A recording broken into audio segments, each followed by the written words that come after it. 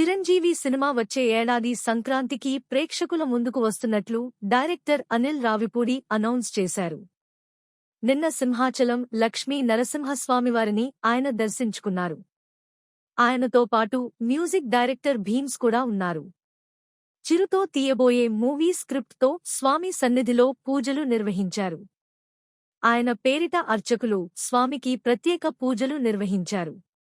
స్వామివారికి పూజల అనంతరం డైరెక్టర్ అనిల్ రావిపూడి విలేకరులతో మాట్లాడారు.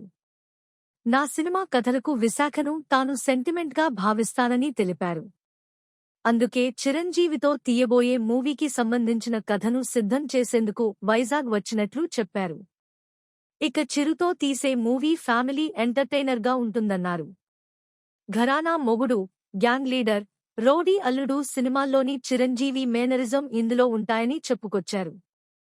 ఒక నెలలో స్క్రిప్ట్ వర్క్ పూర్తి చేసి మే చివర్లో లేదా జూన్ మొదటి వారంలో మూవీ షూటింగ్ స్టార్ట్ చేస్తామని అనిల్ రావిపూడి తెలిపారు. ఇది ఇలా ఉంటే అనిల్ రావిపూడి, విక్టరీ వెంకటేష్ కాంబినేషన్లో తెరకెక్కిన సంక్రాంతికి వస్తున్నాం ఈ సంక్రాంతి పండుగ సందర్భంగా విడుదలై బ్లాక్ బస్టర్ హిట్గా నిలిచిన విషయం తెలిసిందే. అలాగే ఈ మూవీ 300 కోట్లకు పైగా వసూళ్లు రాబట్టింది.